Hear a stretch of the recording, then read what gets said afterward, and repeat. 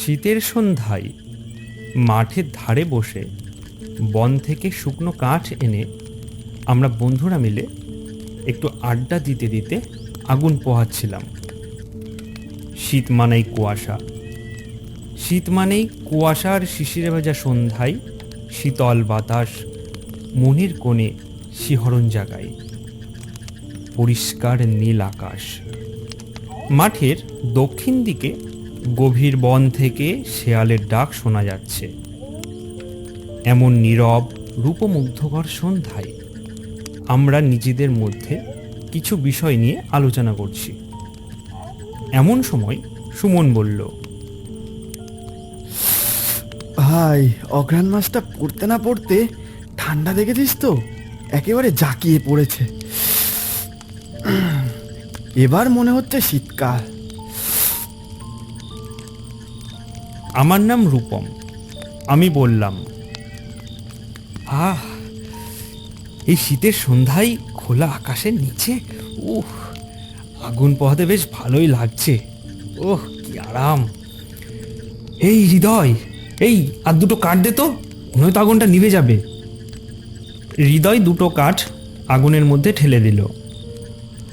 আমরা আগুন পোহাচ্ছি। মাঠের পিছনে একটা জঙ্গল ছিল। সে জঙ্গলে একটা গাছ থেকে কিছু পেঁচার ডাক ভেসে আসছে, আর সেই সঙ্গে শিয়াল। আমাদের মধ্যে হৃদয় একটু ভীত প্রকৃতির ছেলে। ও একা কখনো সন্ধ্যায় বাড়ি থেকে বের হয় না। আমরা ওকে বাড়ি থেকে নিয়ে আসলে তারপরও আমাদের সঙ্গে আড্ডা দিতে আসে। ওর বাড়ি এখান থেকে 500 মিটার দূরে। আজকেও আমরা ওকে জোর করে বাড়ি থেকে ডেকে নিয়ে এসেছি। ওর মামার বাড়ি বসন্তপুর গ্রামে। ওর মামার বাড়ির পেছনে একটা বাগান আছে, আর বাগানটার দক্ষিণ মুখে একটা বড় জলাশয় আছে। তো আমরা ঠিক করেছি আগামী মঙ্গলবার ওর মামার বাড়িতে যাব। তো সে ব্যাপার নিয়ে কিছু আলোচনা করছিলাম। এই হৃদয়, তুই তো বলেছিলিস তোর মামার বাড়িতে একটা বড় জলাশয় আছে, ওখানে তো প্রচুর মাছ আছে বল। তো চল না মঙ্গলবার বসন্তপুরে যাই, ছিপ দিয়ে মাছ ধরা হবে আর একটু আশপাশটা ঘোরাও হবে। কি বলিস সুমন? যা বলেছিস ভাই, বহুদিন হলো কোথাও ঘোরা হয় না, আর শীতকালটা পড়ে গেছে, চল একটু ঘুরেই আসি। যাবি বলছিস? ঠিক আছে, আমার কোনো আপত্তি নেই। আমি মামাকে ফোন করে জানিয়ে দিচ্ছি।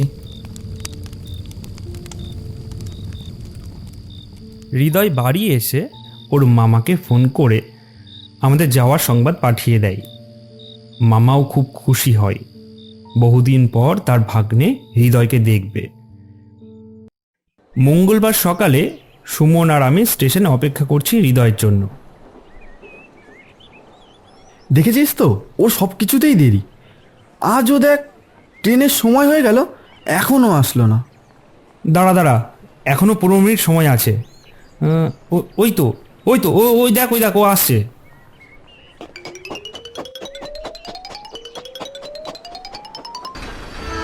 জানতাম ভাই, তুই আজও লেট করে আসবি। আর বলিস না ভাই, মাঝ রাস্তায় সাইকেলটা পাঞ্চার হয়ে গেছিল, সেই জন্য। থাক, তোর আর অজুহাত দিতে হবে না ভাই। সবার দুটো হাত, আর তোর তো 3টে করে হাত রেখেছিস, ডান হাত, বাঁ হাত আর অজুহাত। আচ্ছা শ্রীমান, ক্ষমা চাইছি, এবার তো ওঠো। হ্যাঁ হ্যাঁ, ঠিক আছে, অনেক দেরি হয়ে গেছে, এবার ট্রেনে উঠে পড়ো। আমরা 3জন ট্রেনে উঠে পড়লাম। শিমুলপুর থেকে বসন্তপুর যেতে 1 ঘন্টা সময় লাগে। ট্রেন সশব্দে তার গতি বাড়িয়ে প্ল্যাটফর্ম ছেড়ে এগিয়ে চলল। অবশেষে 1 ঘন্টা যাওয়ার পর আমরা বসন্তপুর স্টেশনে ট্রেন থেকে নামলাম। বসন্তপুর জায়গাটা খুবই মনোরম। এখানে বিশেষত তাঁতি ও কুমোরদের বসবাস। কিন্তু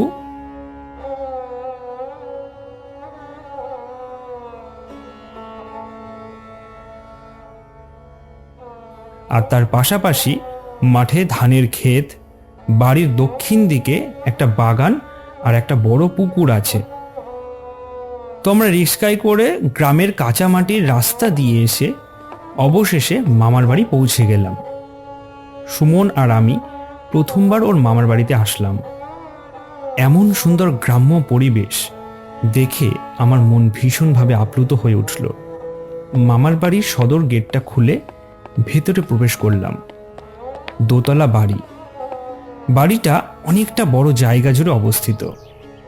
বাড়িটা পাঁচিল দিয়ে ঘেরা। বাড়ির সামনে একটা কাঁচামাটি রাস্তা, আর রাস্তার ওপারে সোনালি ধানের ক্ষেত, আর মাঠের দূর দূরান্তে কিছু ছোট ছোট ঘর দেখা যাচ্ছে।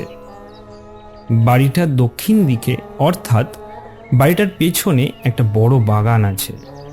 হৃদয়ের কাছে শুনেছি ওই বাড়িতে হৃদয়ের দাদু, দিদা, মামা আর মামি থাকে। মামার একটা মাত্র ছেলে আছে, সে থাকে কলকাতায়। প্রতি বছর দুর্গাপুজোতে বাড়ি আসে। দরজার সামনে এসে হৃদয়ের মামিকে জোরে জোরে ডাকতে লাগলো, মামি, ও মামি, মামি। মামি দরজা খুলে বাইরে আসে। হৃদয়কে এবং আমাদেরকে দেখে খুবই আনন্দিত হয়। আরে আমার সোনার চাঁদ হৃদয় এসেছে, ভালো আছিস তো? হ্যাঁ মামি, আমি তো ভালোই আছি। আগে বলো মামা আর দাদু কেমন আছে? হ্যাঁ হ্যাঁ, ওরা সবাই ভালো আছে। এরা তোর বন্ধু বুঝি? হ্যাঁ হ্যাঁ, এ হচ্ছে সুমন আর ও হচ্ছে রূপম। আচ্ছা আচ্ছা, তোমরা ভালো আছো তো বাবা? এসো এসো, তোমরা ভিতরে এসো। আমরা ভেতরে ঢুকে দেখি দাদু আরাম কেদারায় বসে আছে। দিদা পুকুরে স্নান করতে গেছে। হৃদয় দাদুর কাছে গেল, আর আমি জানলা দিয়ে বাড়ির পিছনটা দেখতে লাগলাম। দুপুরবেলা খাওয়ার পর বিকালে মামার সঙ্গে বাড়ির পেছনের পুকুরটার দিকে এগিয়ে গেলাম। দুপাশে জঙ্গল, জঙ্গলের মধ্যে নানা রকম গাছপালার মাঝখান দিয়ে রাস্তা, সামনে একটা বাঁশঝাড়। বাঁশঝাড়ের ওপারেই সেই পুকুরটা। এটা আমাদের আদিকালের পূর্বপুরুষের পুকুর। এর আগে এই পুকুরটা অনেক বড় ছিল। ইংরেজ আমলে এর 2/3 ভরাট করে দেওয়া হয়েছিল। আচ্ছা মামা, তাহলে এই পুকুরে অনেক মাছ আছে, তাই না? মাছ বলে মাছ, ছিপ ফেলতে না ফেলতেই মাছ উঠে যায়। এই সুমন, তাহলে আজ আমরা সন্ধ্যাবেলায় এখানে মাছ ধরতে আসবো, কি বলিস? এই না না, তোমাদের দিকে সন্ধ্যাবেলা আসাটা ঠিক হবে না। আজকে এসছো, রাতটা বিশ্রাম নাও, কাল সকালে উঠে মাছ ধরতে আসবে। আচ্ছা মামা, ওই দূরে গাছটার পেছনে একটা বাড়ি দেখা যাচ্ছে, ওখানে কি কেউ থাকে? হৃদয়, চলো, তোমার মামিমা চিন্তা করবে।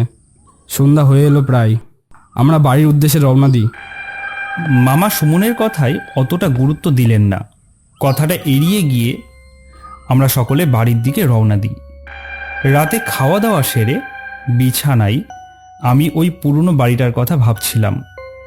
ভাবতে ভাবতে একসময় ঘুমিয়ে পড়লাম। পরদিন আমরা সকালে জলখাবার খেয়ে ওই জলাশয়ে এসেছি মাছ ধরতে। হৃদয় ও সুমন মন ভরে মাছ ধরছে, কিন্তু আমার নজর শুধুমাত্র বাড়িটার দিকে বারে বারে আকর্ষিত হচ্ছিল। আমি মনে মনে ভাবতে লাগলাম, কাল মামা কেন সুমনের কথার উত্তর দিল না? কি আছে ওই বাড়িতে? কি হতে পারে? এরপর ওদের মাছ ধরা হয়ে গেলে আমরা মামার বাড়ি চলে যাই। কিন্তু আমার মনটা পড়ে থাকে সেই বাড়িটার দিকেই। দুপুরের খাওয়া দাওয়া সেরে আমি ঘরের মধ্যে পায়চারি করছি। একটা সুযোগের অপেক্ষায় ছিলাম। প্রায় সন্ধ্যার সময় মামা দোকানে চলে যাওয়ার পর আমি সকলের চোখের আড়ালে সন্ধ্যাবেলা বেরিয়ে পড়লাম। জঙ্গলের মধ্য থেকে এসে পুকুরটার পাশ থেকে রাস্তা ধরে ওই বাড়িটার দিকে এগিয়ে যেতে থাকি। কিন্তু বাড়িটার একটু কাছে যাওয়ার আগেই আমি কারোর কান্নার শব্দ শুনতে পেলাম। কেউ একজন মনে হচ্ছে কাঁদছে। ঠিক কে আর কেনই বা কাঁদছে? আমি আর দুটো পা এগিয়ে যাব, হঠাৎ দেখি পেছন থেকে আমার কাঁধে কেউ হাত দিল। কাটা চমকে উঠল। ভয়তে ভয়তে পেছনে তাকিয়ে দেখি সুমন। ও আমাকে দেখে বলল, কি রে, তুই এই সময় এখানে কি করছিস? আমি তোকে সারা বাড়ি খুঁজে না পেয়ে ভাবলাম হয়তো তুই এদিকে এসছিস। চল চল বাড়ি চল, হৃদয় ডাকছে। হঠাৎ করে তখন কান্নার শব্দটা থেমে গেল। কি হলো তোর? চল। হ্যাঁ হ্যাঁ হ্যাঁ হ্যাঁ চল। আমি সুমনকে কোনো কিছু বললাম না, আর যাওয়ার পথে পেছনে আরও একবার বাড়িটার দিকে তাকালাম। রাতের বেলা খাওয়া দাওয়া সেরে আমরা তিনজনে একই বিছানায় শুয়ে পড়লাম। ওরা দুজন ঘুমিয়ে পড়েছে, কিন্তু আমার চোখে কিছুতেই ঘুম আসছিল না।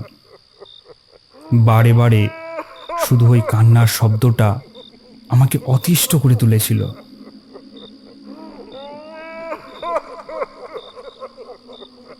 সবাই যখন ঘুমিয়ে পড়ল তখন আমি চুপি চুপি ঘর থেকে বেরিয়ে পড়লাম।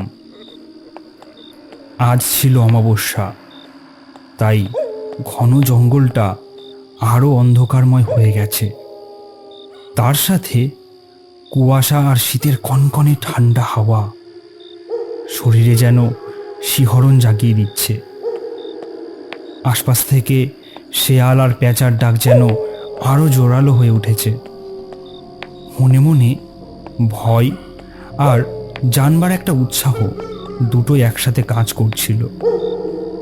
জঙ্গলটা পেরিয়ে পুকুরের কাছে এসেছি, আর অমনি গাটা যেন ভার করে উঠল। আমার চোখটা গেল কুড়ে ঘরটার দিকে। কিছুটা এগোতেই শুনতে পাই আবার সেই কান্নার শব্দ। তাড়াহুড়ো করে বেরিয়ে এসছি, সেজন্য টর্চটা বাড়ি থেকে আনতে ভুলে গিয়েছিলাম। তাই কোনো রকমে আস্তে আস্তে বাড়িটার দিকে এগোতে লাগলাম। যত এগোচ্ছি কান্নার শব্দটা যেন আরও জোরালো হচ্ছে। হাঁটতে হাঁটতে একেবারে ঘরটার কাছাকাছি চলে এসেছি। আমি সাহস করে বললাম, কে কে কে কে কে কে কে কাঁদছে? কে আছেন এখানে? কাউকে দেখতে পাচ্ছি না। চারিদিকে শুধু অন্ধকার আর অন্ধকার। ঘরটাই হঠাৎ করে আলো জ্বলে উঠল। আলো জ্বলতেই দেখি ঘরের একেবারে সামনে দাওয়ায় বসে মাথা নিচু করে গায়ে একটা শাল জড়ানো একটা বুড়ো কাঁদছে। আমি ভয়তে ভয়তে বললাম, আপনি কাঁদছেন কেন? আপনি কাঁদছেন কেন? কি হয়েছে আপনার? লোকটা কোনো কথা বলল না, অনবরত কাঁদতেই থাকছে। আমি হাত বাড়িয়ে তাকে ডাকতে যাব, অমনি লোকটা আমার দিকে মাথা তুলে তাকালো। তাকে দেখে আমার ভীষণ ভয় লেগে গেল। আমার রক্ত চলাচল বন্ধ হবার অবস্থায় ছিল, গায়ে লোমগুলো খাড়া হয়ে গেল। লোকটার মুখের এক সাইডটা পোড়া ছিল, ওর চোখ দুটো যেন আগুনের ভাটার মতো জ্বলজ্বল করছিল। আমার দিকে চেয়ে আছে লোকটা। তারপর লোকটার কাঁপা কাঁপা হাতটা বাড়ির সামনের গাছটার দিকে ইশারা করলো।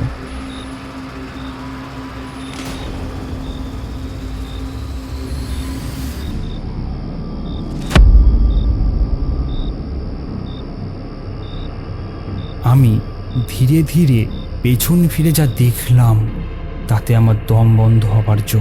পিঠের শিরদাঁড়া দিয়ে একটা ঠান্ডা স্রোত বয়ে গেল, গা থেকে টকটক করে ঘাম ঝরতে লাগলো।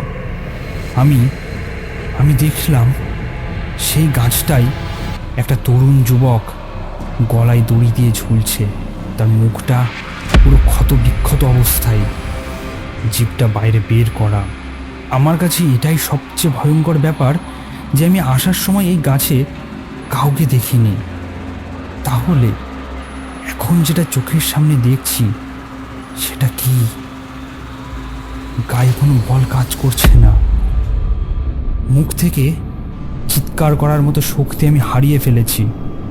হঠাৎ এমন সময় দেখি ঝুলে থাকা লাশটা আমার দিকে তাকিয়ে উঠল। এটা দেখার পর আমি আর ওখানে এক মুহূর্ত থাকতে পারলাম না। দেহের সমস্ত বল প্রয়োগ করে ওখান থেকে প্রাণপণে ছুটতে লাগলাম। ছুটতে ছুটতে হঠাৎ একটা পাথরে পা আটকে আমি ওখানে পড়ে যাই, আর সেখানে ধীরে ধীরে অচেতন হয়ে পড়ি। পরদিন জ্ঞান আসার পর আমি জানতে পারি ভোরবেলা মাঠের কয়েকজন চাষি আমাকে অচেতন অবস্থায় পড়ে থাকতে দেখে মামার বাড়িতে দিয়ে যায়। তারপর আমি মামাকে গতকাল রাতের সমস্ত ঘটনা খুলে বলি। মামা সব কিছু শুনে আমার উপর ভীষণ রেগে যায় এবং তারপর আমাকে বলেন, তুমি রাতের বেলায় একা একা ওই জায়গায় গিয়ে একদম ঠিক কাজ করোনি কিন্তু। আমরাই তাই ওখানে সন্ধ্যার পরে কেউ যায় না, সেই জন্য তো সেদিন আমি সুমনের কথাটা এড়িয়ে গিয়েছিলাম। কিন্তু কপালের ফের তুমি বেঁচে ফিরেছো। তাহলে মামা ওখানে কারা থাকে আর কি হয়েছিল ওখানে? ওখানে এক চাষি আর তার ছেলে বাস করত। ওদের 20 বিঘা চাষের জমি ছিল। সময় মতো খাজনা না দেওয়ায় ওদের জমি ইংরেজরা বাজেয়াপ্ত করে নেয়। তার ছেলে বাধা দিতে গেলে ইংরেজরা তার ছেলেকে ওই গাছে ঝুলিয়ে দেয় আর তার বাবাকে পুড়িয়ে দেয়। তারপর থেকেই তাদের অতৃপ্ত আত্মা ওখানে ঘুরে বেড়াতে থাকে। ওই ঘটনা শোনার পর আমরা সেই দিন বিকালে বাড়ির উদ্দেশ্যে বেরিয়ে পড়ি, আর মামারা সেই দিনই ওই গাছটা কেটে ফেলে আর বাড়িটাও পুড়িয়ে দেয়।